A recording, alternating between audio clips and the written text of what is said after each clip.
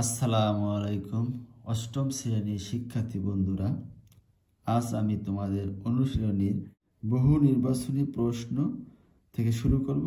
এখানে প্রথম প্রশ্ন দেখো, 3 কর্মের ম্যাজিক বর্গ গঠন।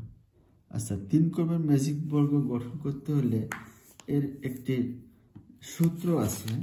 এই দেখো, এই সূত্র ব্যবহার করে এখানে লেখা আছে 4 কর্মের ম্যাজিক বর্গ সংখ্যা, কিন্তু এখানে তুমি 3 কর্মের ম্যাজিক বর্গ সংখ্যা নির্ণয় করো, তাহলে কিভাবে নির্ণয় করলে পাবে?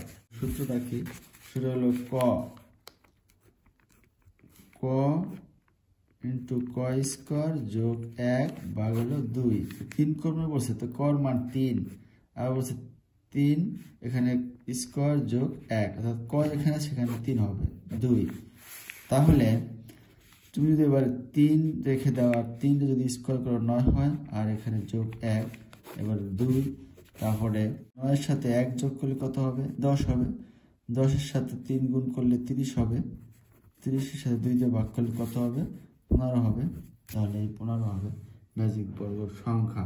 ম্যাজিক বর্গের সূত্র হলো ক ইন্টু ক স্কোয়ার যোগ 1, ক ইন্টু ক স্কোয়ার যোগ 1 ভাগ 2, অর্থাৎ এই কর মানটা কত? 3।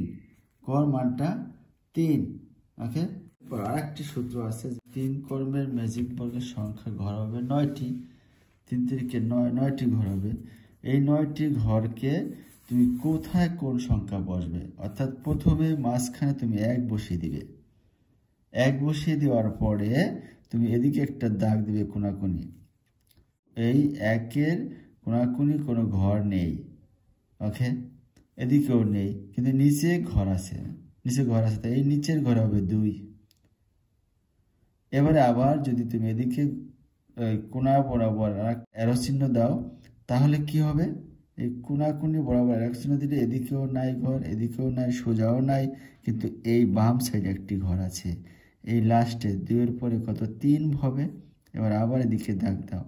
দেখো, এখানে 3 এর পরে 4 হওয়ার কথা, কিন্তু এই ঘরটি পূর্ণ আছে। এই ঘর যেহেতু পূর্ণ আছে, এই ঘরে নাই, তাই এই 3 এর নিচে বসাতে হবে 4। ওকে, এবার এই কোনাকুনি বরাবর এখানে বসাতে হবে 5, এই কোনাকুনি বরাবর এখানে 6, এই কোনাকুনি বরাবর কোনো ঘর নেই, এদিকে নাই, এদিকে নাই, তাহলে এর নিচে বসবে 7। আবার এই কোনাকুনি বরাবর এদিকে নাই ঘর, সামনে নাই, বাম সাইডে এখানে লাস্টে ঘর আছে, দেখো এখানে বসবে 7-এর পরে 8।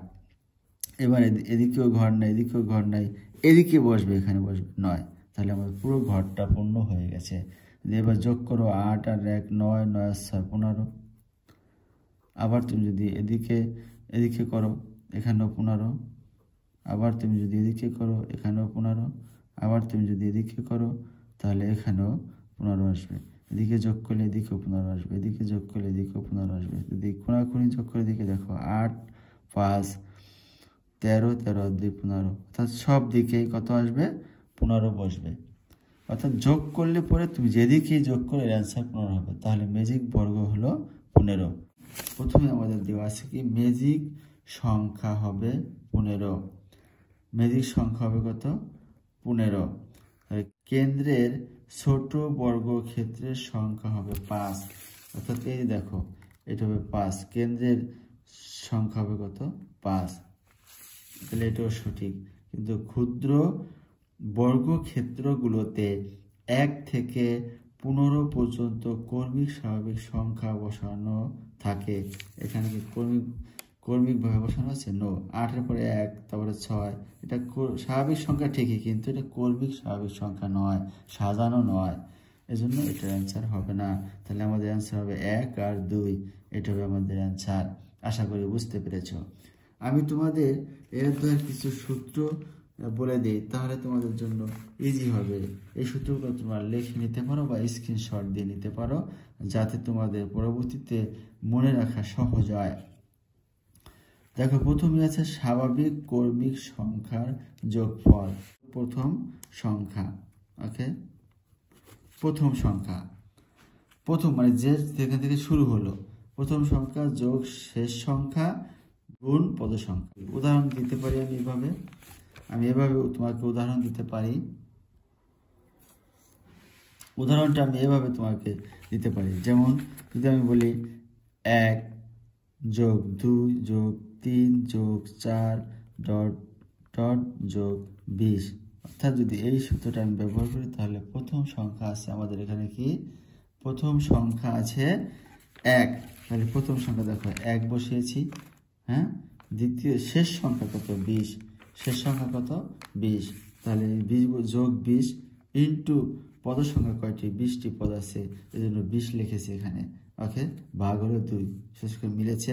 এবারে যদি আমরা এই 20-এর সাথে 1 যোগ করি তাহলে 21 আর ইন্টু হলো 20, এই 2 এর সাথে এটা কাটাকাটি করলে 10 হয়, 10 দিয়ে যদি 21 গুণ করো তাহলে কত হবে, 210 হবে। ওকে, আবার বলতেছি, এই 2 দিয়ে 20-এর ভিতরে কাটাতে কত করে, কাটো তাহলে 10 হয়, 10 দিয়ে তুমি যদি এই 21 গুণ করো, যে 21 গুণ 10, তাহলে গুণফল হবে 210। অর্থাৎ ক সংখ্যক কর্মিক স্বাভাবিক বিজোড় সংখ্যার যোগফল ক স্কয়ার। উদাহরণস্বরূপ প্রথম 10টি কর্মিক বিজোড় সংখ্যার যোগফল যদি নির্ণয় করতে বলে তাহলে তুমি কি করবে, 10 স্কয়ার দিয়ে দিলেই হয়ে যাবে।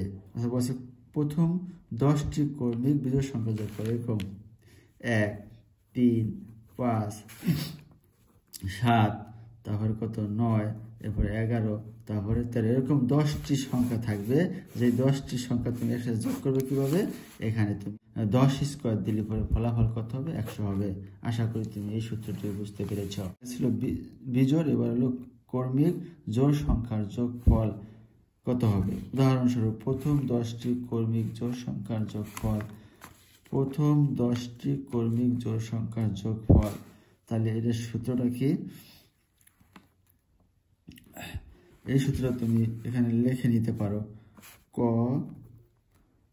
ইন্টু ক যোগ 1 2, তারপরে কত 4, 4-এর পরে 6, 6-এর পরে 8 10 12, এভাবে যতগুলো প্রথম 10 জোড় সংখ্যা যদি আমরা সূত্র করতে চাই তাহলে এই সূত্র ব্যবহার করে আমাদের করতে হবে 10 ইন্টু 10, এরপরে যোগ 1, তাহলে এই দুইটার যোগ করলে কত হবে, এই দুটো যোগ করলে হতেছে 11, আর এখানে 1, এটা গুণ করলে পরে 110 হয়। 4 কর্মের ম্যাজিক সংখ্যা, 3 কর্মের ম্যাজিক সংখ্যা, 5 কর্মের ম্যাজিক সংখ্যা, এগুলো বললে তাহলে তোমার এই সূত্রটি ব্যবহার করতে হবে, ক ইন্টু ক স্কয়ার যোগ 1। এই সূত্র ব্যবহার করে তুমি পুরো যতগুলো ম্যাজিক সংখ্যা বলুক না কেন তোমাদের আশা করি তোমরা সব অ্যান্সার দিতে পারবে। খুবই গুরুত্বপূর্ণ সূত্র। তোমার নিচের কোন ফলাফলটি 9 দ্বারা বিভাজ্য সংখ্যা, অর্থাৎ এই যে নিচের সংখ্যাগুলো আছে এটি কোনটি 9 দ্বারা বিভাজ্য হবে সেটা আমাদের দেখাতে বলেছে। 52, এটা 52 যোগ 25 যোগ করলে 77 হয়। এই 77কে কি কখনো, এটাও কখনো আমাদের 9 দ্বারা ভাগ করা যায় না। 8 নং 72 হয়, তাহলে 8 বার যায় 72, কিন্তু এখানে আরো 5 থেকে যায়, তাহলে কি হলো, এটা ভাগ হচ্ছে না। কিন্তু আমাদের এখানে এটাও হবে না, এটি হচ্ছে। দেখো 75 থেকে 57 বিয়োগ করলে থাকে কত, 18। এই 18কে তুমি 9 দিয়ে ভাগ করতে পারবে। দেখো 18কে 9 দিয়ে ভাগ করা যায়, বিভাজ্য করা যায়, 2 বার যায়, 2 গুলো 18, ভাগশেষ কত 0, অর্থাৎ এটি হবে অ্যান্সার। এবার বলছে 9999 কোন বীজগণিতীয় রাশির শততম পদ, 100তম পদ।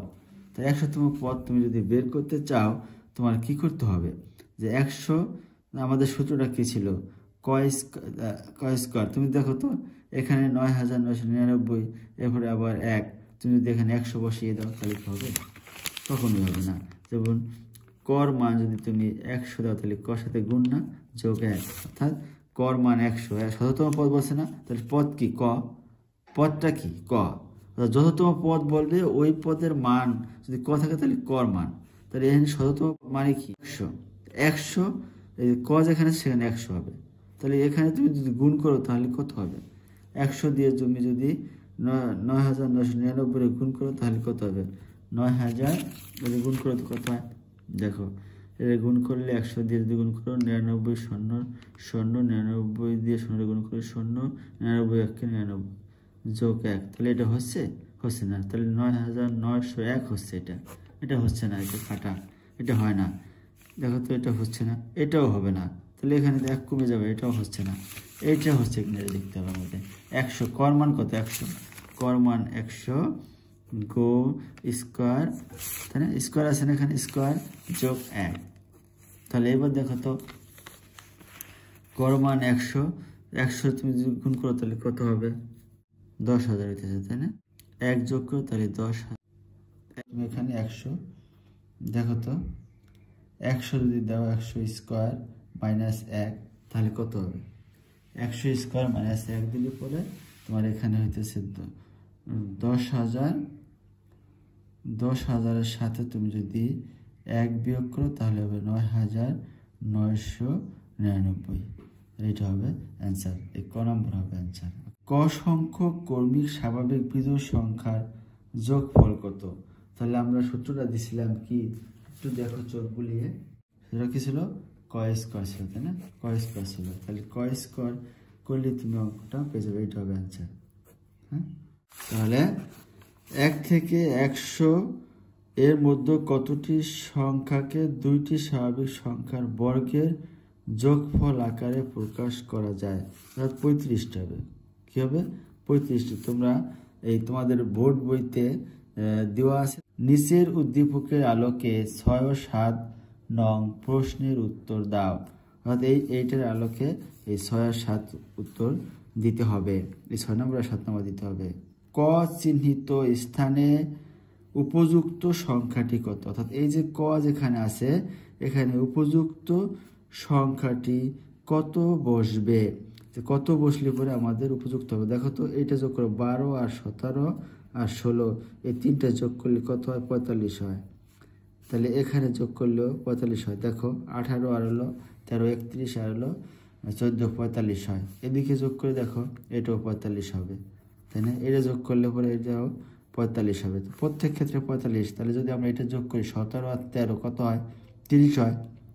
তা 30-এর সাথে তুমি 45 বিয়োগ করো, 45 বিয়োগ 30 যদি করো তাহলে কত? 15 হবে। এই 15 এই কর স্থানে বসবে। কত বসবে? 15। তাহলে 15 কোথায় আছে? এটা হবে অ্যান্সার, হবে 15। আশা করি বুঝতে পেরেছ। ম্যাজিক বর্গটির ম্যাজিক সংখ্যা কত? ম্যাজিক বর্গটির ম্যাজিক সংখ্যা কত বলছে? এই ম্যাজিক বর্গের ম্যাজিক সংখ্যাটি কত? ম্যাজিক সংখ্যা দেখো কত বেরিয়েছে, এটা ম্যাজিক সংখ্যা, এটা ম্যাজিক সংখ্যা 45। 45 কোথায় আছে? এটা আছে। তাহলে শেষ। এবারে 8 নম্বর, প্রথম 3টি বিজোড় স্বাভাবিক সংখ্যার যোগফল কত? 1, তারপরে যোগ 3, তারপরে যোগ 5, যোগ করলে কত হয়? 9 হয়। তাহলে 9 পূর্ণ সংখ্যা, 9 কি একটা পূর্ণ সংখ্যা, তাহলে এটা ঠিক আছে। বিজোড় সংখ্যা, তাহলে 9 একটা বিজোড় সংখ্যা, ঠিক আছে। মৌলিক সংখ্যা, 9 কখনোই মৌলিক সংখ্যা নয়। তাহলে 1 আর 2 অ্যান্সার। আশা করি বুঝতে পেরেছ। তাহলে আমরা এরপরে 9, 10 আমরা পরবর্তী সৃজনশীল অঙ্কগুলো আমরা শেষ করব। সবাই ভালো থাকবে, আল্লাহ হাফেজ।